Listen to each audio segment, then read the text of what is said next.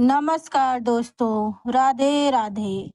भादो माह के कृष्ण पक्ष की षष्ठी तिथि को ललही छठ, हर छठ या हल छठ का व्रत किया जाता है। यह व्रत संतान की दीर्घ आयु के लिए होता है। आज हम आपको ललही छठ की पौराणिक व प्रचलित कथाएं सुनाएंगे। आइए सुनते हैं हल षष्ठी व्रत की कथा। मथुरा के राजा कंस अपनी बहन देवकी को विवाह उपरांत विदा करने जा रहे थे। तभी आकाशवाणी हुई, देवकी का 8वां गर्भ तेरी मृत्यु का कारण बनेगा। आकाशवाणी सुनकर कंस ने अपने बहन बहनोई को कारागार में डाल दिया और वासुदेव देवकी के 6 पुत्रों को एक एक कर कंस ने मार डाला। जब 7वें बच्चे के जन्म का समय नजदीक आया तो देवर्षि नारद जी वासुदेव और देवकी से मिलने पहुंचे और उनके दुख का कारण जानकर देवकी को हल षष्ठी देवी के व्रत रखने की सलाह दी। देवकी ने नारद जी से हल षष्ठी व्रत की महिमा व कथा पूछी तो नारद जी ने पुरातन कथा कहना प्रारंभ किया। चंद्रवत नाम का एक राजा हुआ, जिनको एक ही पुत्र था। राजा ने राहगीरों के लिए एक तालाब खुदवाया, किंतु उसमें जल न रहा, सूख गया। राहगीर उस रास्ते से गुजरते और सूखे तालाब को देखकर राजा को गाली देते थे। इस खबर को सुनकर राजा दुखित हुआ। मैंने तालाब खुदवाया, मेरा धन व धर्म दोनों ही व्यर्थ हो गया। उसी रोज रात में राजा को स्वप्न में वरुण देव ने दर्शन देकर कहा, यदि तुम अपने पुत्र का बलि तालाब में दोगे तो जलाशय में जल भर जाएगा। सुबह राजा ने स्वप्न में कही बात दरबार में सुनाया और कहा कि मेरा धन व धर्म भले ही व्यर्थ हो जाए, पर मैं अपने पुत्र का बलि नहीं दूंगा। यह बात लोगों से होता हुआ राजकुमार तक पहुंचा। तब राजकुमार ने सोचा, यदि मेरे बलि से तालाब में पानी आ जाए तो लोगों का भला होगा। यह सोचकर राजकुमार अपनी बलि देने तालाब में बैठ गया। अब वह तालाब पानी से लबालब भर गया। जल के जीव जंतुओं से तालाब परिपूर्ण हो गया। इकलौते पुत्र की बलि हो जाने से राजा दुखी होकर वन को चला गया। वहां 5 स्त्रियां व्रत कर रही थी, जिसे देखकर राजा ने कौन सा व्रत और क्यों कर रही हो पूछने पर उन सभी ने हल षष्ठी व्रत की संपूर्ण विधि विधान बतलाई। उसे सुनकर राजा वापस नगर को आया और अपनी रानी के साथ उस व्रत को किया। व्रत के प्रभाव से राजा का पुत्र तालाब से जीवित बाहर निकल आया। राजा परिवार सहित हल षष्ठी माता की जयकार कर सुखपूर्वक निवास करने लगा। बोलो हल षष्ठी माता की जय। प्राचीन काल में एक ग्वालिन थी। उसका प्रसव काल अत्यंत निकट था। एक ओर वह प्रसव से व्याकुल थी तो दूसरी ओर उसका मन गौरस बेचने में लगा हुआ था। उसने सोचा, यदि प्रसव हो गया तो गौरस यूं ही पड़ा रह जाएगा। यह सोचकर उसने दूध दही के घड़े सर पर रख लिए और बेचने के लिए चल दी। किंतु कुछ दूर पहुंचने पर उसे असहनीय प्रसव पीड़ा हुई। वह एक झरबेरी के ओट में चली गई। और वहाँ एक बच्चे को जन्म दिया। वह बच्चे को वहीं छोड़कर पास के गांव में दूध दही बेचने चली गई। संयोग से उस दिन हल षष्ठी थी। गाय भैंस के मिश्रित दूध को केवल भैंस का दूध बताकर उसने सीधे साधे गांव वालों में बेच दिया।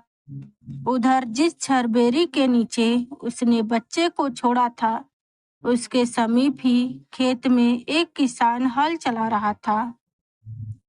अचानक उसके बैल भड़क उठे और हल का फल शरीर में घुसने से वह बालक मर गया। इस घटना से किसान बहुत दुखी हुआ, फिर भी उसने हिम्मत और धैर्य से काम लिया। उसने झरबेरी के कांटों से ही बच्चे के चीरे हुए पेट में टाके लगाए और वहां उसे छोड़कर चला गया। कुछ देर बाद ग्वालिन दूध बेचकर वहां आ पहुंची। बच्चे की ऐसी दशा देखकर उसे समझते देर न लगी कि यह सब उसके ही पापों की सजा है। वह सोचने लगी, यदि मैंने झूठ बोलकर गाय का दूध न बेचा होता और गांव की स्त्रियों का धर्म भ्रष्ट न किया होता, तो मेरे बच्चे की यह दशा न होती। अतः मुझे लौटकर सब बातें गांव वालों को बताकर प्रायश्चित करनी चाहिए। ऐसा निश्चय कर वह उस गांव में पहुंची जहां उसने दूध दही बेचा था। वह गली गली घूमकर अपनी करतूत और उसके फल स्वरूप मिले दंड का बखान करने लगी। तब स्त्रियों ने उस पर रहम खा उसे क्षमा कर दिया और आशीर्वाद दिया। बहुत सी स्त्रियों द्वारा आशीर्वाद लेकर जब वह पुनः झरबेरी के नीचे पहुंची, तो यह देख आश्चर्यचकित रह गई कि वहां उसका पुत्र जीवित अवस्था में पड़ा है। तभी उसने स्वार्थ के लिए झूठ बोलने को ब्रह्म हत्या के समान समझा और कभी भी झूठ न बोलने का प्रण किया। बोलो ललही छठ माता की जय। राधे राधे। एक नगर में दो स्त्रियां रहती थी। दोनों एक ही परिवार की थी और रिश्ते में देवरानी जेठानी लगती थी। देवरानी का नाम सलोनी था, जो बड़ी ही नेक, सदाचारिणी तथा दयालु थी। जेठानी का नाम तारा था। वह स्वभाव से बड़ी ही दुष्ट थी। एक बार दोनों ने हल छठ का व्रत किया। विधिवत पूजन आदि के बाद शाम को दोनों ने भोजन के लिए थालियां परोसकर ठंडी होने के लिए रखकर बाहर जा बैठी। दोनों ने ही खीर बनाई थी। अचानक दो कुत्ते उनके घर में घुसे और भोजन खाने लगे। अंदर से चप चप की आवाज आई तो दोनों अपने अपने कक्ष के भीतर जाकर देखने लगी। सलोनी ने कुत्ते को खीर खाते देखा तो कुछ नहीं बोली तथा बर्तन में जो बची हुई खीर थी वह भी उसके आगे रख दी। लेकिन तारा थाली में मुंह मारते कुत्ते को देखते ही आग बबूला हो गई।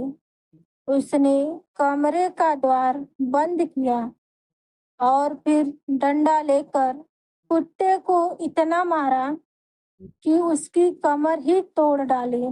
कुत्ता अधमरा होकर जैसे जैसे वहां से जान बचाकर भागा।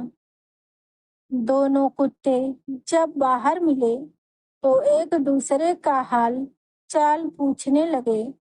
जो कुत्ता सलोनी के यहाँ गया था वह बोला, मैं जिसके कक्ष में गया था वह स्त्री तो बड़ी भली है। मुझे खीर खाते देख कर भी उसने कुछ नहीं किया, बल्कि बर्तन में खीर खत्म हो जाने के बाद भी उसने उसमें और खीर डाल दी ताकि मैं भर पेट खा सकूं। उसने तो मेरी आत्मा ही तृप्त कर दी।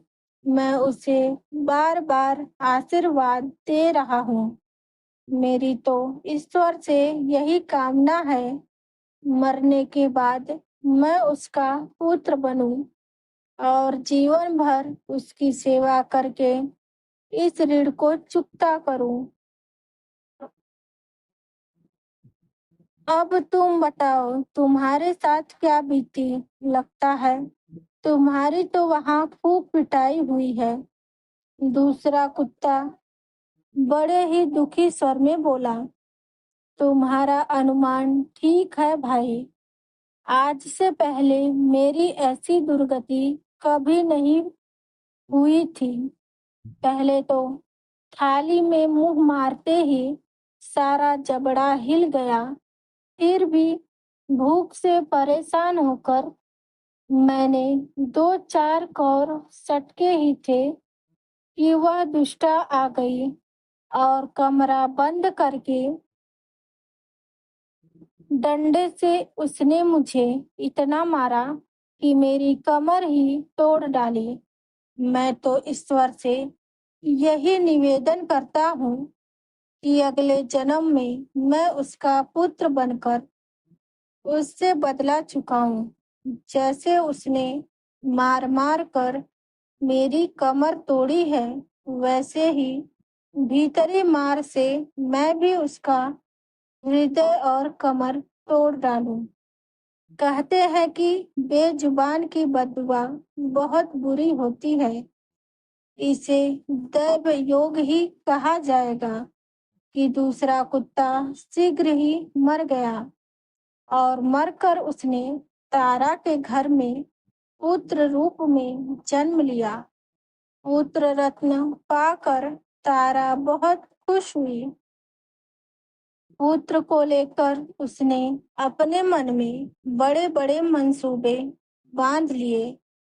मगर दूसरे दिन ही जब घर घर में हल षष्ठी का पूजन हो रहा था, वह लड़का मर गया। तारा की तो जैसे दुनिया ही उजड़ गई। वह दहाड़े मार मार कर रोने लगी, मगर किया क्या जा सकता था। जैसे तैसे उसने अपने सीने पर सब्र का पत्थर रख लिया। फिर तो हर वर्ष उसके लड़का होता और हल षष्ठी के दिन मर जाता। जब 3-4 बार ऐसा हुआ तो तारा को इस पर कुछ संदेह हुआ। आखिर मेरा लड़का हल षष्ठी को ही क्यों मरता है? फिर एक रात सपने में उसे वही कुत्ता दिखाई दिया। उसने कहा, मैं ही बार बार तेरा पुत्र होकर मृत्यु को प्राप्त हो रहा हूँ। तूने मेरे साथ जो व्यवहार किया था, मैं उसी का बदला चुका रहा हूँ। तारा बहुत दुखी हुई। उसने अपने किए के प्रायश्चित करने का उपाय पूछा। तब कुत्ते ने बताया, अब से हल छठ के व्रत में हल से जुता हुआ अन्न तथा गाय का दूध दही न खाना। होली की भुनी हुई बाल तथा होली के धूल आदि हल छठ पूजा में चढ़ाना। तब कहीं मैं तेरे घर आकर जीवित रहूंगा। पूजा के समय यदि तारक गढ़ छिटके तो तू समझना मैं अब यहाँ जीवित रहूंगा। तारा ने वैसा ही किया। इस हल षष्ठी के व्रत के प्रभाव से उसकी संतान जीने लगे। तभी से संतान कामना और सुख सौभाग्य के प्राप्ति के लिए यह व्रत किया जाता है।